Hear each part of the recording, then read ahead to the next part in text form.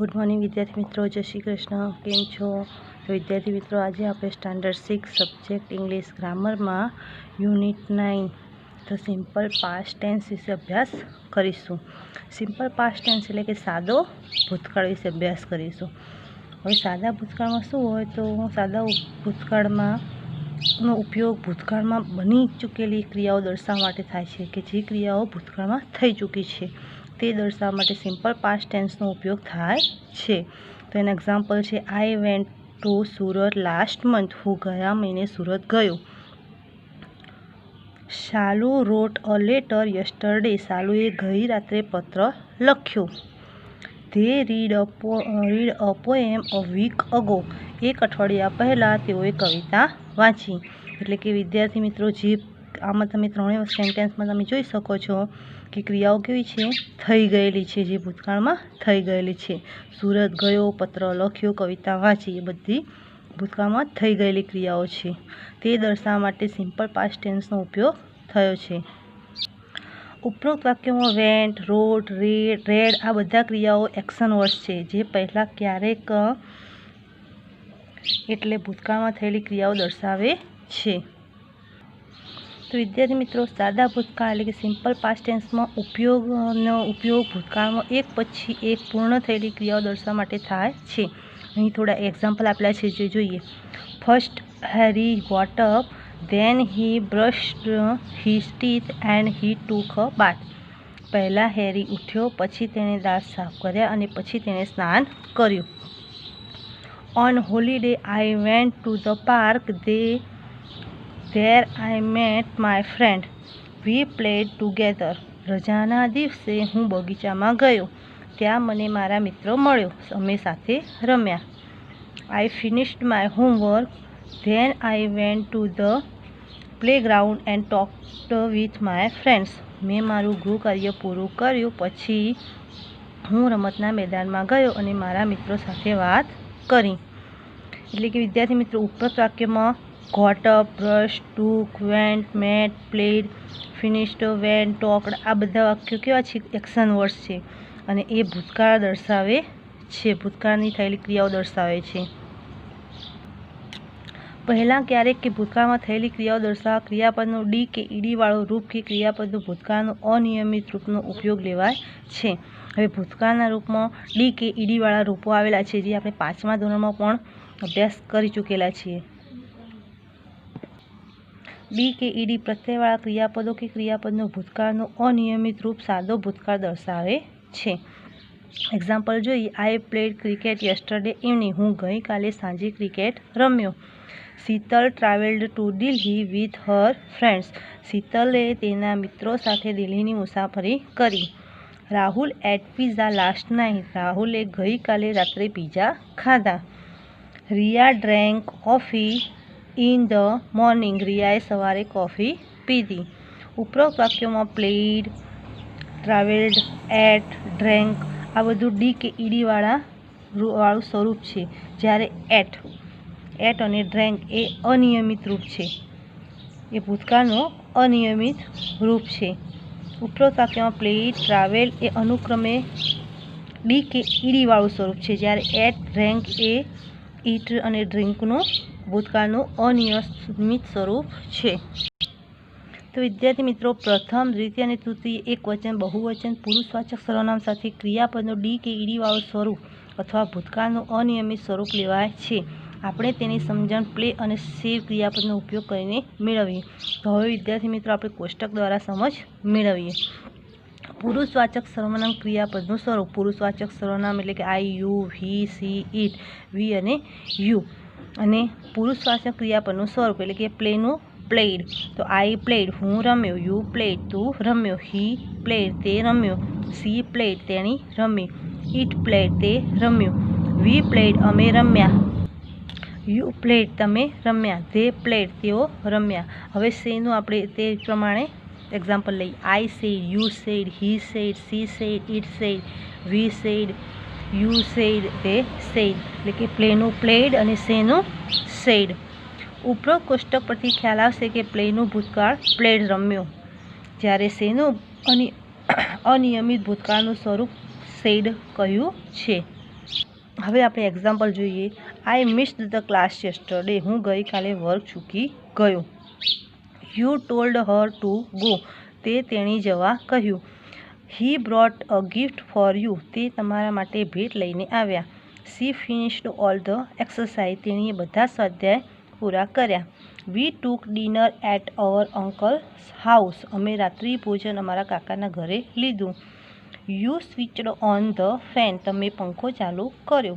They liked your new film. તેઓને તમારી નવી ફિલ્મ ગમી. તો વિદ્યાર્થી મિત્રો, અહીંયા ઈડી કે ઈડીવાળા પણ રૂપો છે અને અનિયમિત રૂપો પણ આપેલા છે. તો અહીંયા બે અગત્યના ટોપિક છે જે તમારે યાદ રાખવાના છે. તો ભૂતકાળના ટુ બીના રૂપો કયા છે? તો વોઝ અને વેર. વર્તમાનકાળના કયા હતા? તો એમ, ઇઝ, આર. અને ભૂતકાળના રૂપો છે વોઝ અને વેર. ભૂતકાળનું ટુ હેવનું રૂપ છે હેડ. વાક્યમાં કર્તા તરીકે એક વ્યક્તિનું નામ કે એકથી વધુ વ્યક્તિના નામ, એક વચન સામાન્ય નામ કે બહુવચન સામાન્ય નામ બધાની સાથે ક્રિયાપદનું ડી કે ઈડીવાળું નિયમિત રૂપ કે અનિયમિત રૂપ વપરાય છે. કેટલાક અગત્યના નિયમો આપેલા છે વિદ્યાર્થી મિત્રો. આપણે તેના ઉપરથી આપણે ડી કે ઈડીવાળું રૂપ કેવી રીતે બનાવવું તે ખ્યાલ આવશે. હવે આપણે ક્રિયાપદની પાછળ ક્યારે ડી અને ક્યારે ઈડી પ્રત્યય લાગે તેને સમજીએ. ડી અને ઈડી પ્રત્યયવાળા ક્રિયાપદોને નિયમિત ભૂતકાળના સ્વરૂપો કહીશું. કેટલાક ક્રિયાપદની પાછળ સીધો જ ડી કે ઈડી પ્રત્યય લગાડવાથી ભૂતકાળનું નિયમિત રૂપ બને છે. જેમ કે પ્લેનું પ્લેડ, વોકનું વોકડ, લવનું લવડ, ટેસ્ટનું ટેસ્ટ, વોચનું વોચડ, રિટર્નનું રિટર્નડ, વોચનું વોચડ, યુઝનું યુઝડ. એટલે કે ડાયરેક્ટ ડી કે ઈડી મૂકવાથી ભૂતકાળનું નિયમિત રૂપ બને છે. બીજું જોઈએ ટોપિક. તો જો ક્રિયાપદને અંતે વાય હોય અને તેના પહેલો વ્યંજન હોય તો વાયનો આઈ કરીને ઈડી પ્રત્યય લગાડવામાં આવે છે. તો વિદ્યાર્થી મિત્રો, છેલ્લે વાય છે, વાયની આગળ વ્યંજન. વ્યંજન એટલે તમને ખબર જ છે કે એ, ઈ, આઈ, ઓ, યુ એ 5 સ્વર છે અને બાકીના બધા જે છે તે વ્યંજન છે. એટલે વાયની આગળ જે આર છે તે વ્યંજન છે. તો વાયને દૂર કરીને આઈ ઈડી પ્રત્યય લગાડવામાં આવે છે. તેથી ભૂતકાળનું રૂપ બને છે. તો ક્રાયનું ક્રાઇડ, ટાઈનો ટ્રાઇડ, ફ્રાયનો ફ્રાઇડ. હવે આગળનો ટોપિક છે. જો ક્રિયાપદની અંતે વાય હોય તેના પહેલો સ્વર એટલે કે એ, ઈ, આઈ, ઓ, યુ હોય તો વાયની પાછળ ઈડી પ્રત્યય લગાડવામાં આવે છે. જેમ કે પ્લેમાં છેલ્લો અક્ષર વાય છે, વાયની આગળ એ સ્વર છે તો ઈડી પ્રત્યય લાગે છે. તો પ્લેનું પ્લેડ. એન્જોયની વાયની પાછળ ઓ આગળ સ્વર છે તો એન્જોયડ. આગળનો ટોપિક જોઈએ. તો જો ક્રિયાપદને અંતે વ્યંજન હોય અને તેના પહેલા એક સ્વર હોય તો છેલ્લો અક્ષર બેવડો કરીને ઈડી પ્રત્યય લગાડવામાં આવે છે. એટલે કે વિદ્યાર્થી મિત્રો, છેલ્લો અક્ષર વ્યંજન હોય, વ્યંજનની આગળનો અક્ષર સ્વર હોય તો પાછળનો અક્ષર બેવડાવવો પડે અને ઈડી પ્રત્યય લગાડો. એટલે કે પી એ વ્યંજન છે, વ્યંજનની આગળ ઓ એ સ્વર છે તો પાછળનો અક્ષર પીને બેવડાવીને ઈડી પ્રત્યય લગાડવાનો. ક્લેપમાં પણ જુઓ, પી વ્યંજન છે, વ્યંજનની આગળ એ સ્વર છે તો પીને બેવડાવીને ઈડી પ્રત્યય લાગે છે. હોપમાં પી એ વ્યંજન છે, વ્યંજનની આગળ ઓ એ સ્વર છે તો હોપડ. ડ્રોપડ. ટ્રાવેલમાં પણ એલ એ વ્યંજન છે, ઈ એ સ્વર છે તો ટ્રાવેલ્ડ. ચેટ, ટી એ વ્યંજન છે, વ્યંજનની આગળ એ સ્વર છે તો ચેટડ. આગળનો ટોપિક જોઈએ. અંગ્રેજી વ્યાકરણમાં એવા કેટલાક ક્રિયાપદો છે જેની પાછળ તેનું ભૂતકાળ કરવા ડી કે ઈડી પ્રત્યય લગાડવામાં આવતો નથી. આવા શબ્દોનું ભૂતકાળનું કોઈ બીજું સ્વરૂપ હોય છે. આવા ક્રિયાપદોને ભૂતકાળની અનિયમિત સ્વરૂપો કહેવાય છે. જેમ કે ગોનું વેન્ટ, કમનું કેમ, ઈટનું એટ, ડ્રિંકનું ડ્રેન્ક, રાઇટનું રોટ, સેનું સેડ, થ્રોનું થ્રુ, હિયરનું હર્ડ, બ્રિંગનું બ્રોટ, બાયનું બ્રોટ. એટલે કે વિદ્યાર્થી મિત્રો, આ જે છે અનિયમિત રૂપો છે જેને તમારે મોઢે કરવા પડશે. હવે વિદ્યાર્થી મિત્રો, કેટલાક ક્રિયાપદો એવા છે કે જેનું ભૂતકાળનું સ્વરૂપ તેનું તે જ રહે છે. જેમ કે કટનું કટ જ ભૂતકાળ રૂપ રહે છે, પુટનું પુટ, શર્ટનું શર્ટ, હિટનું હિટ, હર્ટનું હર્ટ અને રીડનું રેડ. આમાં આપેલું નથી પણ રીડનું રેડ એના એ જ ભૂતકાળનું સ્વરૂપ રહે છે, જે ભૂતકાળ કરવાથી તેનું રૂપ બદલાતું નથી. હવે આપણે નકાર વાક્યો જોઈશું. તો સાદા ભૂતકાળ વાક્યોને નકારમાં ફેરવવા માટે ક્રિયાપદ પહેલાં ડીડ નોટનો ઉપયોગ કરવામાં આવે છે. ડીડ નોટ પછી ક્રિયાપદનું મૂળ રૂપ વપરાય છે. દરેક પુરુષવાચક સર્વનામ, નામ કે સામાન્ય નામ પ્રમાણે ડીડ નોટનો ઉપયોગ બતાવ્યા પ્રમાણે થશે. હવે આપણે એક્ઝામ્પલ દ્વારા સમજીએ. તો વિદ્યાર્થી મિત્રો અહીંયા કોષ્ટક દ્વારા આપણે સમજીશું તો તમને વધારે ખ્યાલ આવશે. પ્રથમ, દ્વિતીય અને તૃતીય એકવચન અને બહુવાચક પુરુષવાચક સર્વનામ સાથે ક્રિયાપદનું ડી કે ઈડી વાળું સ્વરૂપ અને ભૂતકાળનું અનિયમિત સ્વરૂપ ઉપયોગમાં લેવાય છે. આપણે તેની સમજણ પ્લે અને સે ઉપયોગ દ્વારા કરીએ. પુરુષવાચક સર્વનામ ક્રિયાપદનું સ્વરૂપ. પુરુષવાચક સર્વનામ એટલે આપણે જોઈ ગયા I, you, he, she, it, Raj, child, આ બધા પુરુષવાચક સર્વનામ છે. અને ક્રિયાપદનું સ્વરૂપ તો ડીડ નોટ. આપણે પહેલાંમાં ભૂતકાળ બનાવતા તો આઈ પ્લેડ કરતા હતા, પણ અહીંયા નકાર વાક્યમાં જે ક્રિયાપદ છે એનું મૂળ રૂપ આવી જશે, એટલે કે ઈડીવાળા રૂપ નીકળી જશે અને એનું મૂળ રૂપ આવશે. તો I did not play, you did not play, he did not play, she did not play, it did not play, Raj did not play, child did not play, we did not play, you did not play, they did not play, Raj and Riya did not play, children did not play. હવે આપણે થોડા બીજા example દ્વારા જોઈએ આખા. તો he did not sit down, તે નીચે બેઠો નથી. The old man did not walk fast, વૃદ્ધ માણસ ઝડપથી ચાલ્યા નહીં. Mr. Mehta did not teach us, શ્રીમાન મહેતાએ અમને ભણાવ્યું નહીં.